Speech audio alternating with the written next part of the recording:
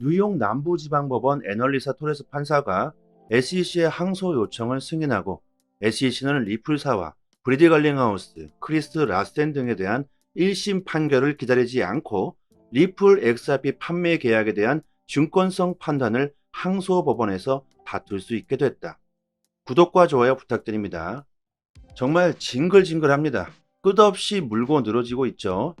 토레스 판사는 두 명의 리플 임원인 브래드 갈링하우스와 크리스 라센이 미등록 증권 공모를 통해 암호화폐 XRP를 불법적으로 판매했는지에 대한 문제는 여전히 재판에 회부될 것이라고 밝혔으며 SEC가 중간 항소를 하게 되면 연방 제2순회항소법원에서 XRP 판매의 증권성 위반에 대한 재판을 받을 수 있게 된다. 토레스 판사는 XRP 자체가 증권이 아니라고 판결했지만 다른 재판에 영향을 줄 수 있는 판례로 인용되지 않고 있다. 블룸버그에서는 토레스 판사가 SEC 항소 신청을 승인함에 따라 이번 사건의 항소 절차가 어떻게 진행되든지 간에 리플 사건의 핵심 문제가 해결되기까지는 몇 달 또는 몇 년이 더 걸릴 전망이라고 보도합니다. 토레스 판사의 약식 판결은 암호화폐 진영의 승리로 받아들여졌으나 SEC의 강력한 저항에 직면한 상황이다. 암호화폐를 규정하고 거래 질서를 명시한 새로운 법안이 나오기 전까지 기존의 증권법 체계 안에서 유사한 법률 소송이 이어진다는 전망입니다.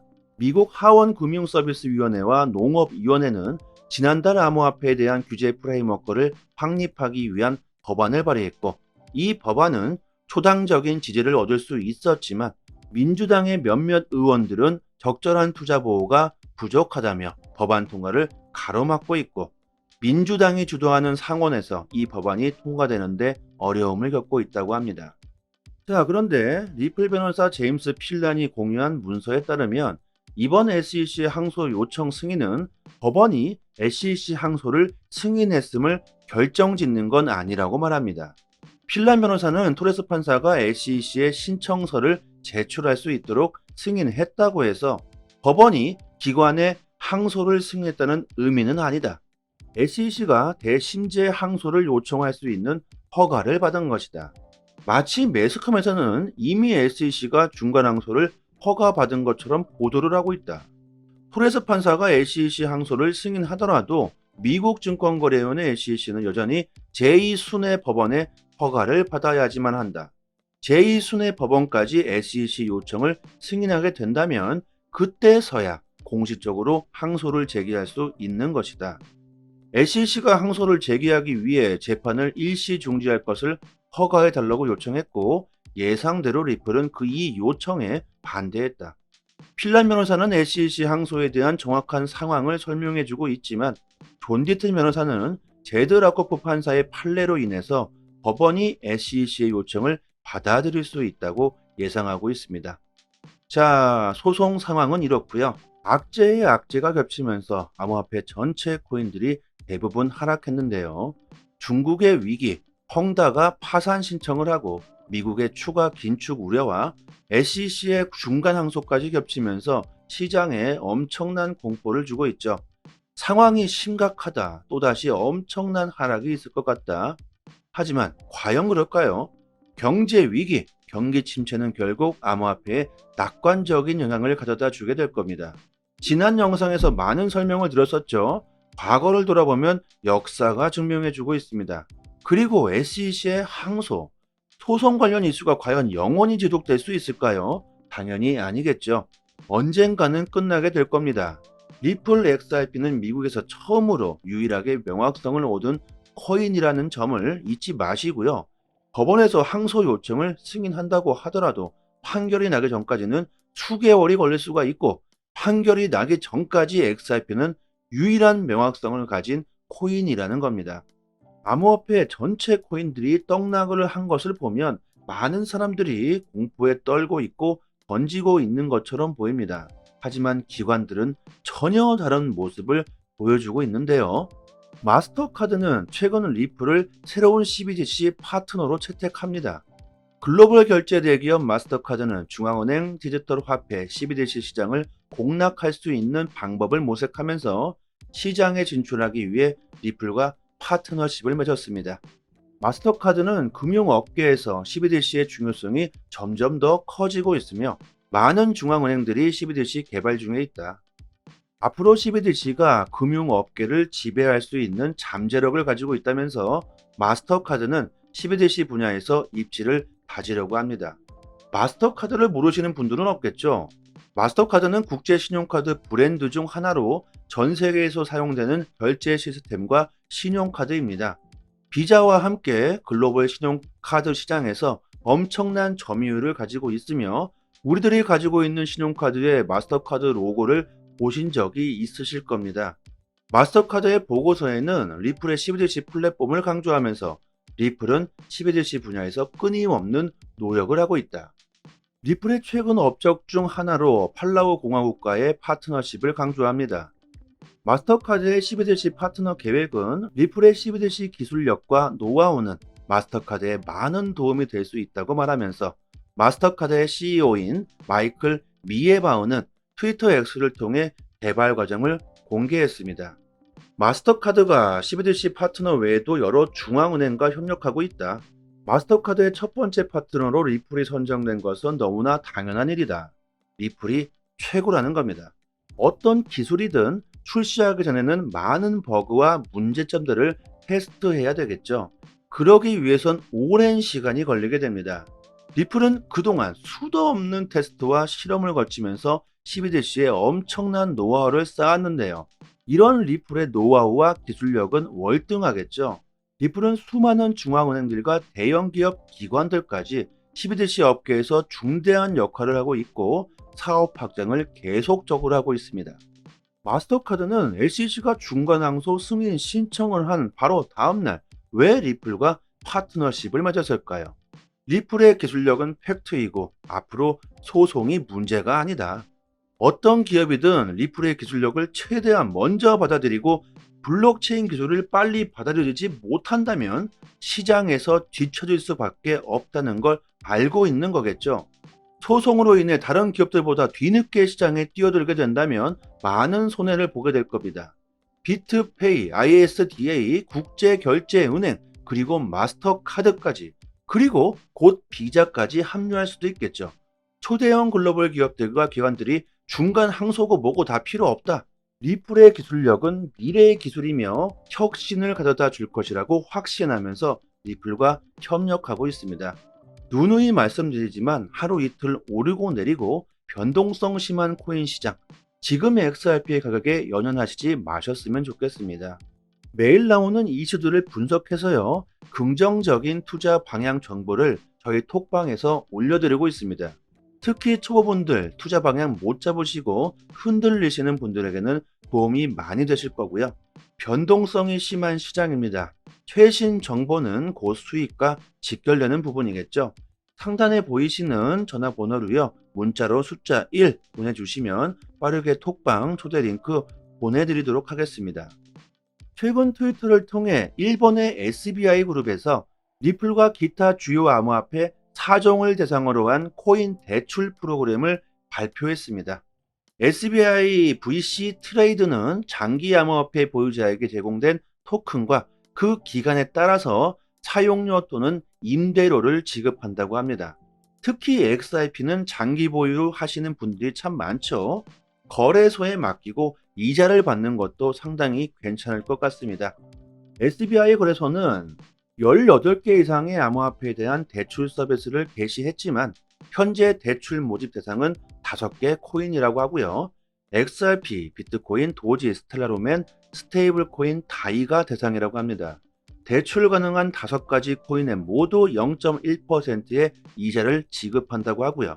이렇게 많은 기관들과 기업들이 XRP를 채택하고 있죠. 이런 XRP의 낙관적인 미래와 잠재력을 생각해 보신다면요, XRP 가격이 하락했을 때 더욱 싼 값에 매수할 수 있는 기회라고 생각하시게 될 겁니다. 결국 XRP는 상승하게 될 것이다. 이런 신뢰가 생기겠죠. 결국 리또석이었다. 이런 데이터들이 많이 나오고 있습니다.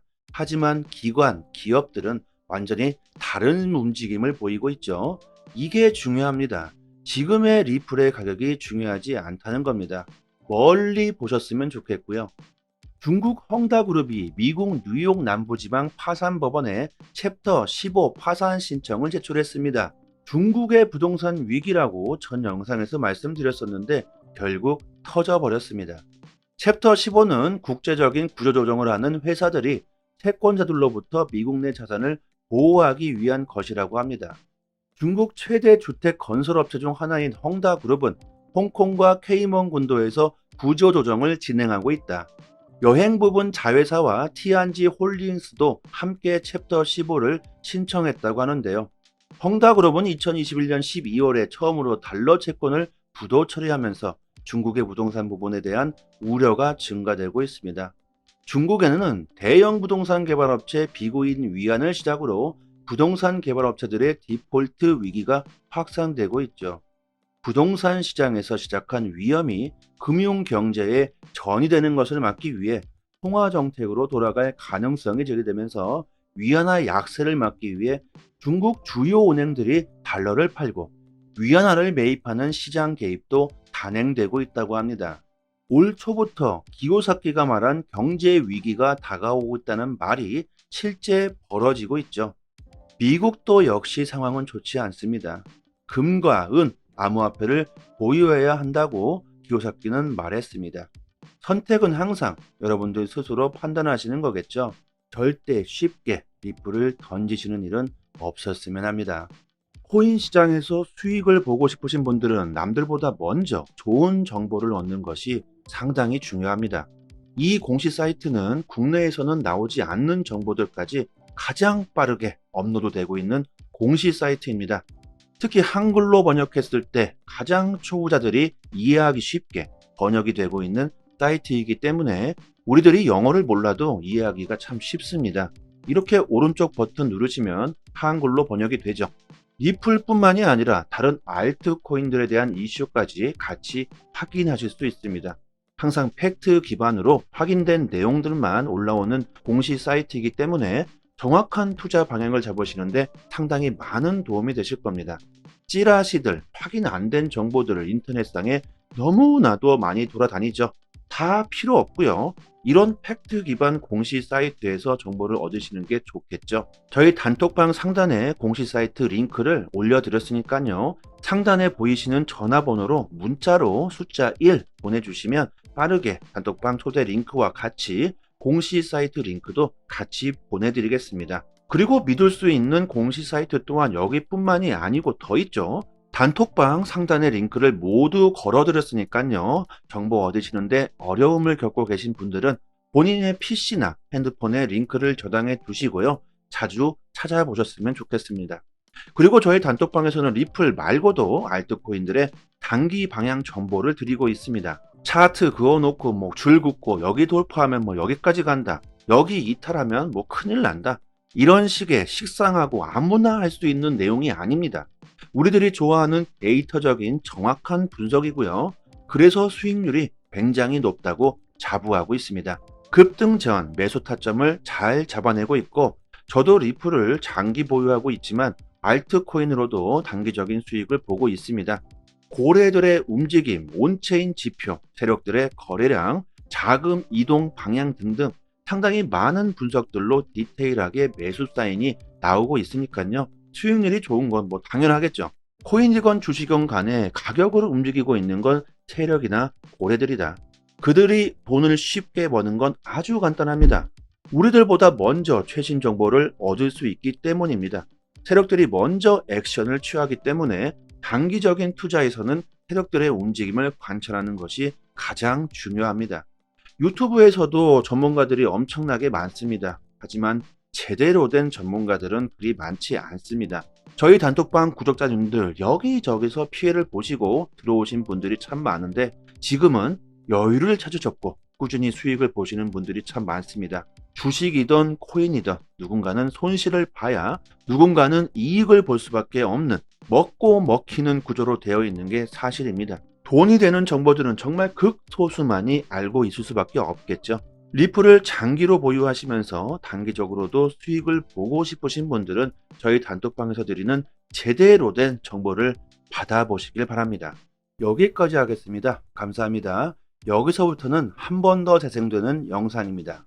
뉴욕 남부지방법원 애널리사 토레스 판사가 SEC의 항소 요청을 승인하고 SEC는 리플사와 브리디 갈링하우스, 크리스 라센 등에 대한 1심 판결을 기다리지 않고 리플 XRP 판매 계약에 대한 증권성 판단을 항소법원에서 다툴 수 있게 됐다. 구독과 좋아요 부탁드립니다. 정말 징글징글합니다. 끝없이 물고 늘어지고 있죠. 토레스 판사는 두 명의 리플 임원인 브래드 갈링하우스와 크리스 라센이 미등록 증권 공모를 통해 암호화폐 XRP를 불법적으로 판매했는지에 대한 문제는 여전히 재판에 회부될 것이라고 밝혔으며 SEC가 중간 항소를 하게 되면 연방 제2순회 항소법원에서 XRP 판매의 증권성 위반에 대한 재판을 받을 수 있게 된다. 토레스 판사는 XRP 자체가 증권이 아니라고 판결했지만 다른 재판에 영향을 줄 수 있는 판례로 인용되지 않고 있다. 블룸버그에서는 토레스 판사가 SEC 항소 신청을 승인함에 따라 이번 사건의 항소 절차가 어떻게 진행되든지 간에 리플 사건의 핵심 문제가 해결되기까지는 몇 달 또는 몇 년이 더 걸릴 전망이라고 보도합니다. 토레스 판사의 약식 판결은 암호화폐 진영의 승리로 받아들여졌으나 SEC의 강력한 저항에 직면한 상황이다. 암호화폐를 규정하고 거래 질서를 명시한 새로운 법안이 나오기 전까지 기존의 증권법 체계 안에서 유사한 법률 소송이 이어진다는 전망입니다. 미국 하원금융서비스위원회와 농업위원회는 지난달 암호화폐에 대한 규제 프레임워크를 확립하기 위한 법안을 발의했고 이 법안은 초당적인 지지를 얻을 수 있었지만 민주당의 몇몇 의원들은 적절한 투자 보호가 부족하다며 법안 통과를 가로막고 있고 민주당이 주도하는 상원에서 이 법안이 통과되는데 어려움을 겪고 있다고 합니다. 자, 그런데 리플 변호사 제임스 필란이 공유한 문서에 따르면 이번 SEC 항소 요청 승인은 법원이 SEC 항소를 승인했음을 결정짓는 건 아니라고 말합니다. 필란 변호사는 토레스 판사가 SEC에 신청서를 제출할 수 있도록 승인했다고 해서 법원이 기관의 항소를 승인했다는 의미는 아니다. SEC가 대심제 항소를 요청할 수 있는 허가를 받은 것이다. 마치 매스컴에서는 이미 SEC가 중간 항소를 허가받은 것처럼 보도를 하고 있다. 토레스 판사가 SEC 항소를 승인하더라도 미국 증권거래위원회 SEC는 여전히 제2순회 법원의 허가를 받아야지만 한다. 제2순회 법원까지 SEC 요청을 승인하게 된다면 그때서야 공식적으로 항소를 제기할 수 있는 것이다. SEC가 항소를 제기하기 위해 재판을 일시 중지할 것을 허가해달라고 요청했고 예상대로 리플은 이 요청에 반대했다. 필란 변호사는 SEC 항소에 대한 정확한 상황을 설명해주고 있지만 존 디튼 변호사는 제드 라코프 판사의 판례로 인해서 법원이 SEC의 요청을 받아들일 수 있다고 예상하고 있습니다. 자, 소송 상황은 이렇고요. 악재의 악재가 겹치면서 암호화폐 전체 코인들이 대부분 하락했는데요. 중국의 위기, 헝다가 파산 신청을 하고 미국의 추가 긴축 우려와 SEC의 중간 항소까지 겹치면서 시장에 엄청난 공포를 주고 있죠. 상황이 심각하다, 또다시 엄청난 하락이 있을 것 같다. 하지만 과연 그럴까요? 경제 위기, 경기 침체는 결국 암호화폐에 낙관적인 영향을 가져다 주게 될 겁니다. 지난 영상에서 많은 설명을 드렸었죠. 과거를 돌아보면 역사가 증명해주고 있습니다. 그리고 SEC의 항소, 소송 관련 이슈가 과연 영원히 지속될 수 있을까요? 당연히 아니겠죠. 언젠가는 끝나게 될 겁니다. 리플 XRP는 미국에서 처음으로 유일하게 명확성을 얻은 코인이라는 점을 잊지 마시고요. 법원에서 항소 요청을 승인한다고 하더라도 판결이 나기 전까지는 수개월이 걸릴 수가 있고 판결이 나기 전까지 XRP는 유일한 명확성을 가진 코인이라는 겁니다.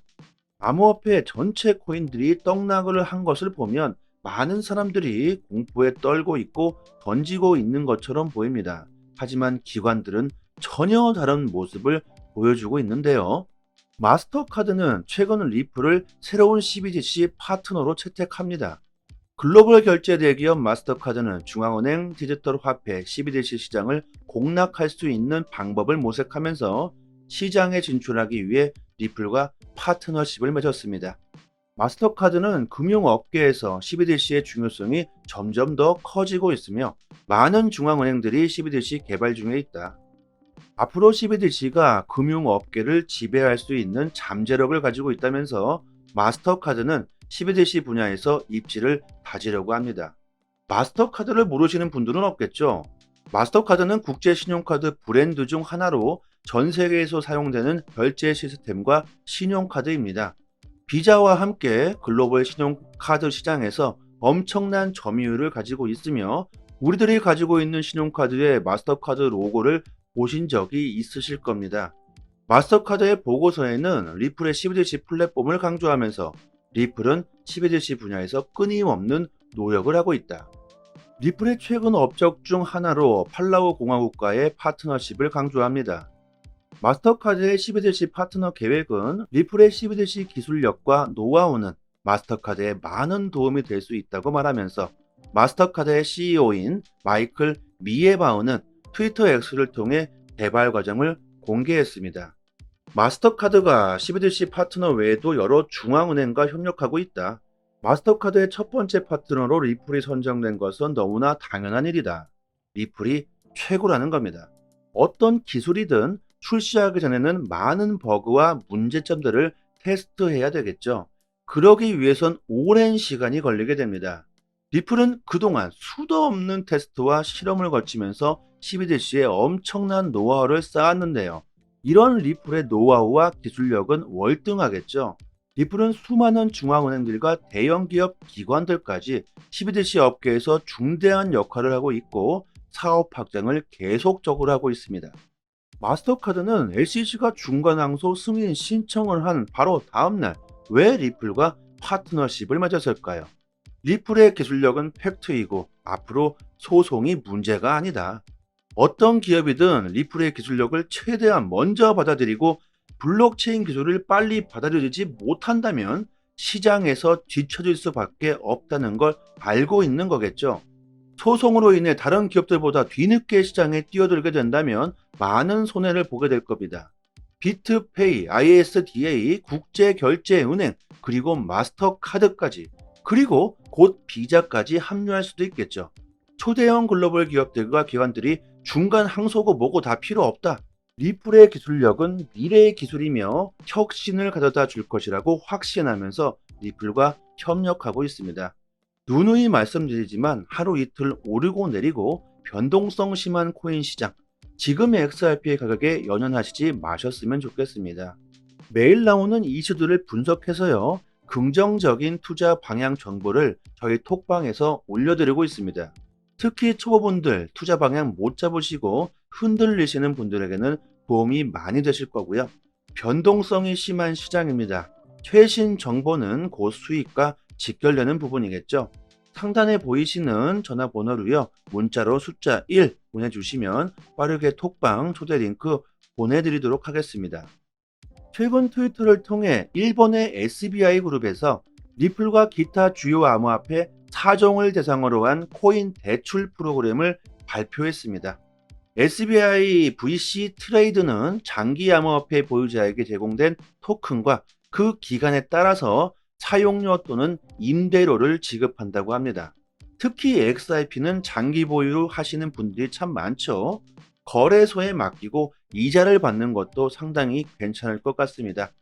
SBI 거래소는 18개 이상의 암호화폐에 대한 대출 서비스를 개시했지만 현재 대출 모집 대상은 5개 코인이라고 하고요.